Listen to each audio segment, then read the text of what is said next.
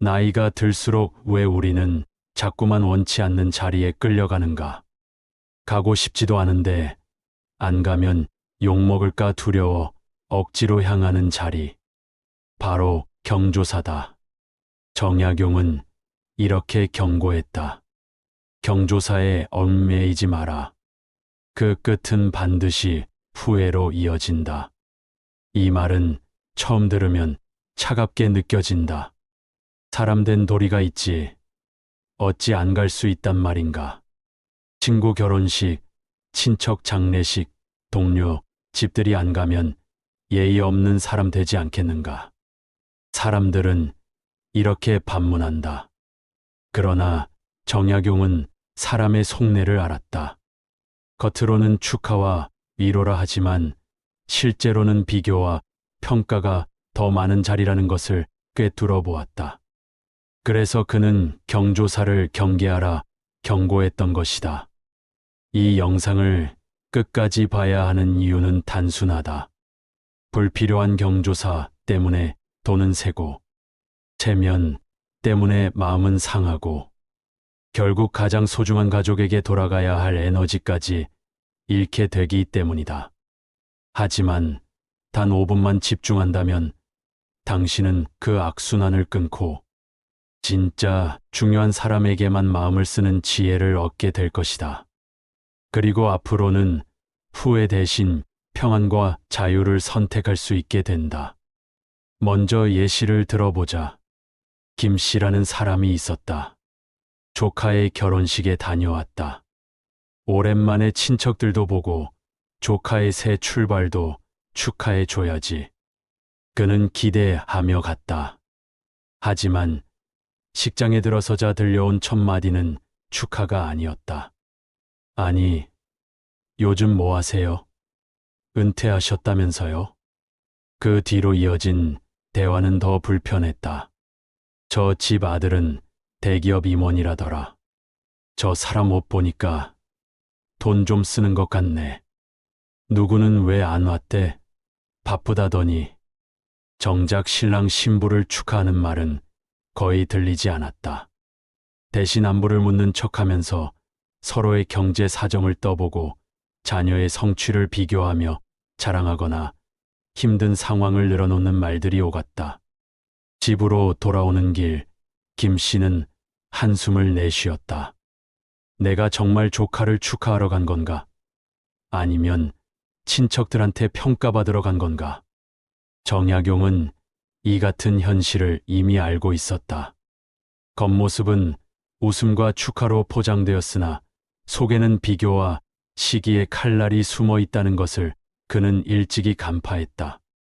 또 정신이라는 사람은 어느 날 가계부를 정리하다가 깜짝 놀랐다. 아니, 경조사비만 80만 원이나 나갔네.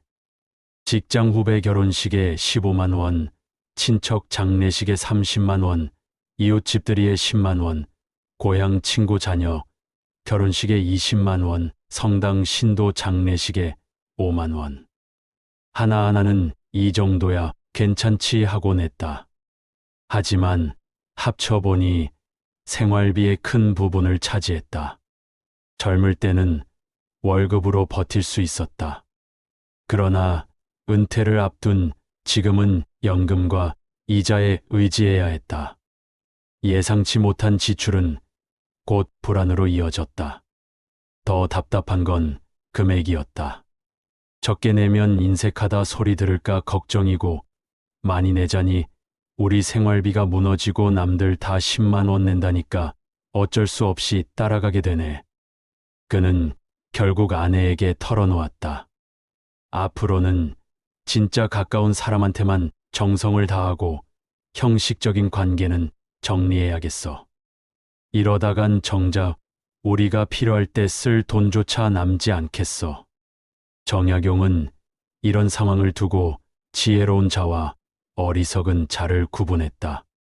지혜로운 자는 명확한 기준을 세운다 했다.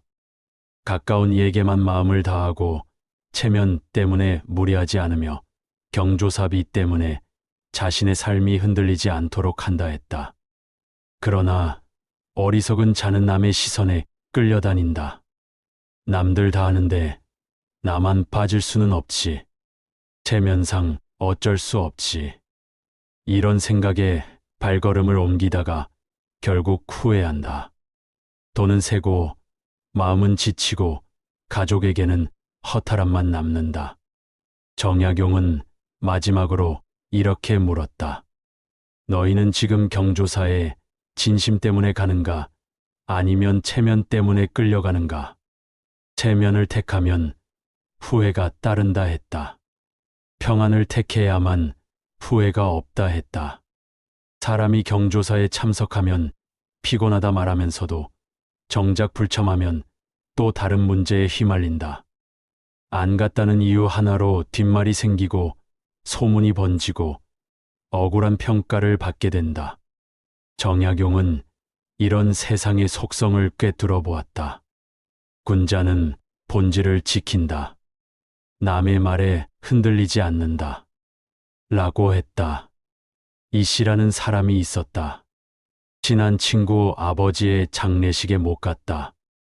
그날은 어머니가 갑자기 쓰러져 응급실로 모셔야 했던 날이었다. 친구에게는 바로 연락해 사정을 설명했고 친구도 어머니부터 챙겨라.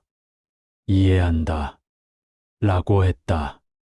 정작 당사자는 이해했지만 문제는 다른 데서 생겼다. 며칠 뒤 다른 지인에게서 이런 이야기가 들려왔다. 이 씨가 왜 안 왔을까? 바빠서 그랬나? 그래도 잠깐이라도 얼굴은 비췄어야지.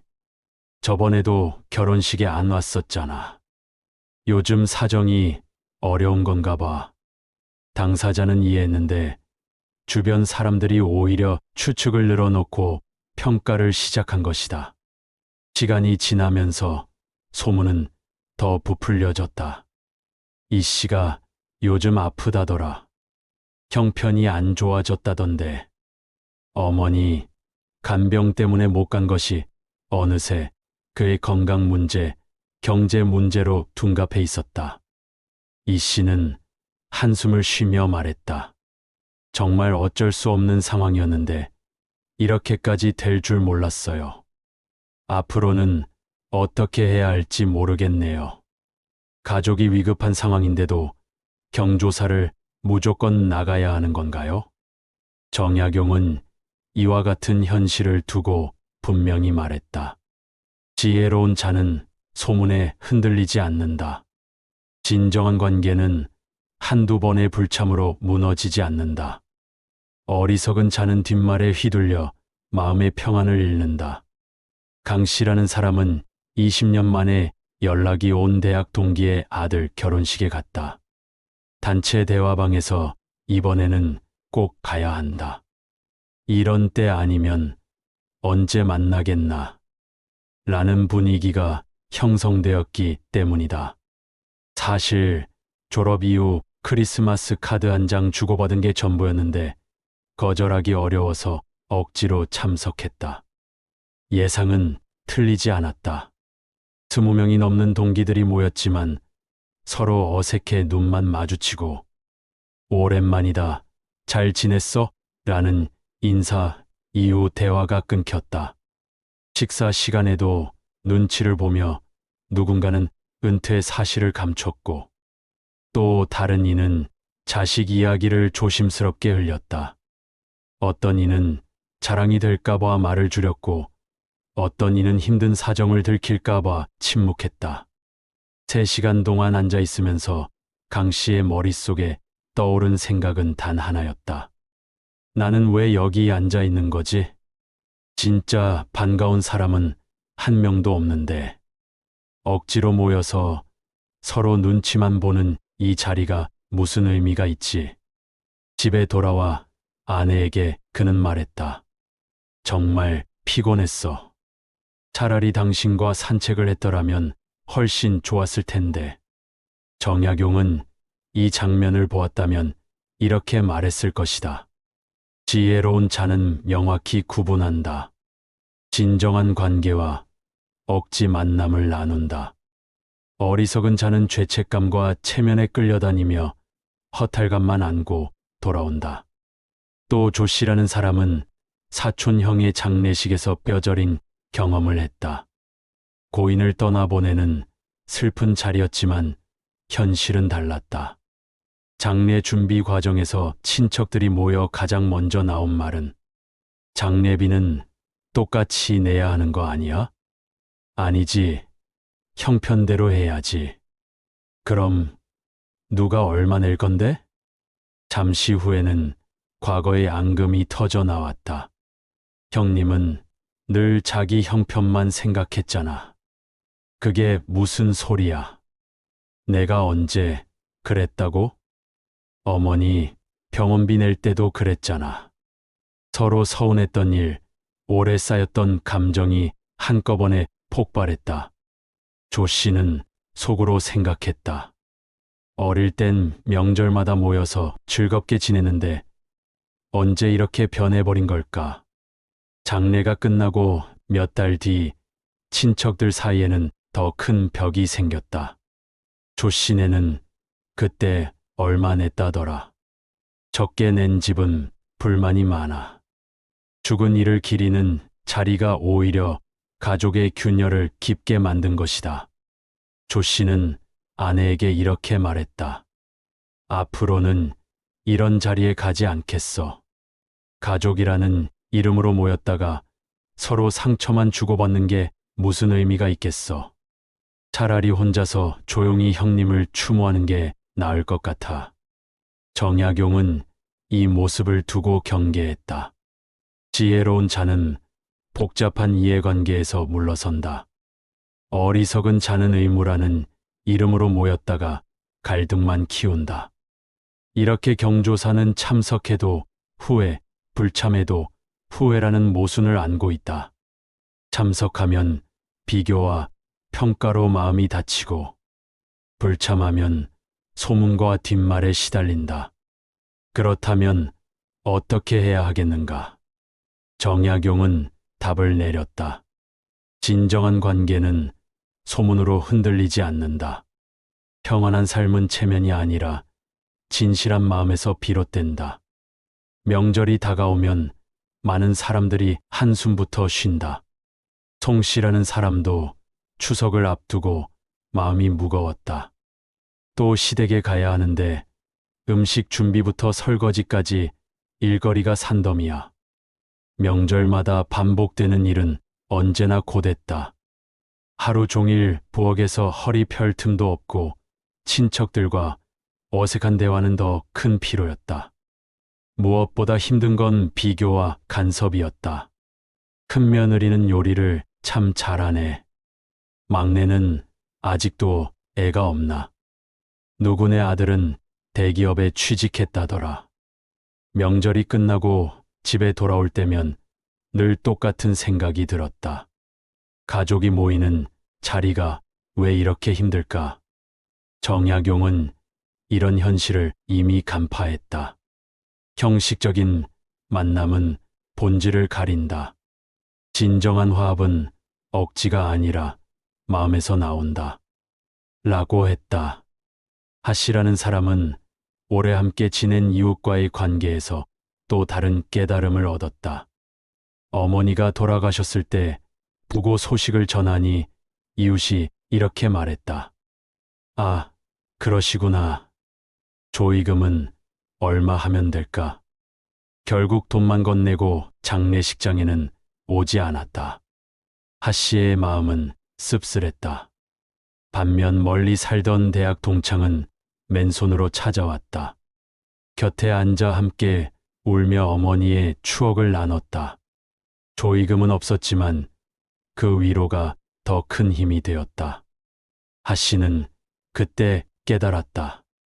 진짜 가까운 관계라면 돈이 아니라 마음이구나.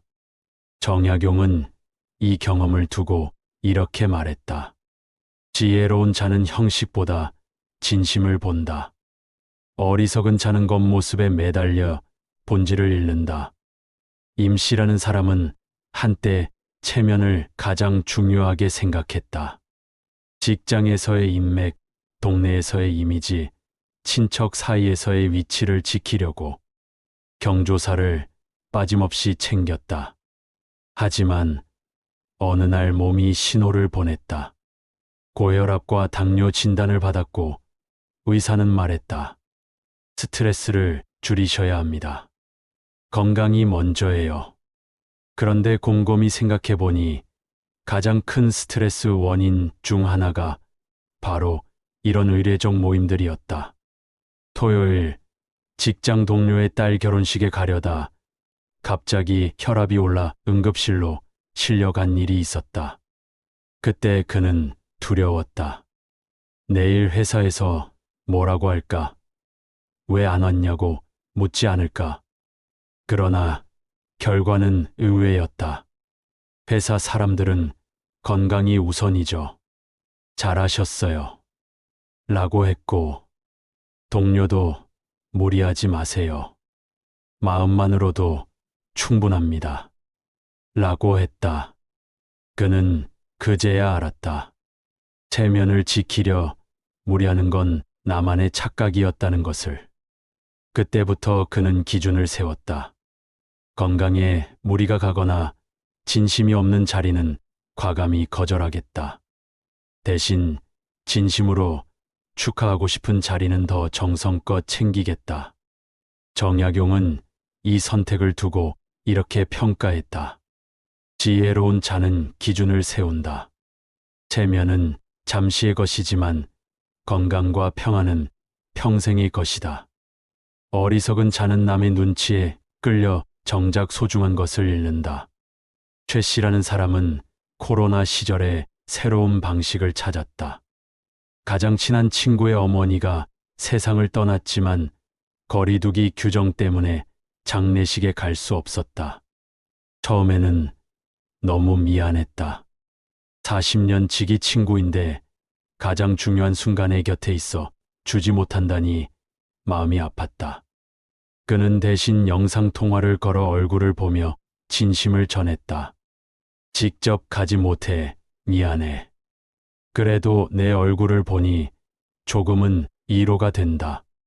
그리고 어머니가 좋아하셨던 백합꽃을 꽃바구니로 보내고 손편지까지 정성스럽게 써서 보냈다. 몇 주 뒤 친구가 찾아와 말했다. 많은 사람들이 왔다 갔지만 가장 기억에 남는 건 내가 보낸 꽃과 편지야. 지금도 가끔 꺼내 읽는다. 그게 제일 큰 위로가 됐어. 정약용은 이런 방식을 두고 이렇게 가르쳤다. 진정한 위로는 발걸음이 아니라 마음에서 나온다. 지혜로운 자는 형식보다 내용을 택한다. 어리석은 자는 갖느냐, 안 갖느냐에 집착하며 진정한 소통을 잃는다.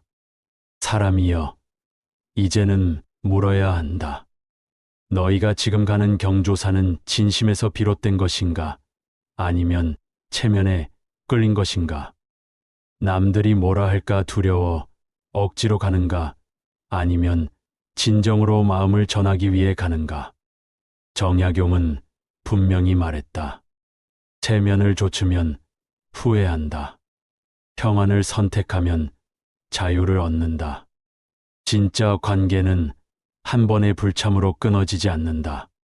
진정한 친구와 가족은 너의 사정을 이해한다. 그러므로 이제는 깨닫기를 바란다. 이상으로 영상을 마치겠습니다. 끝까지 봐주셔서 감사합니다.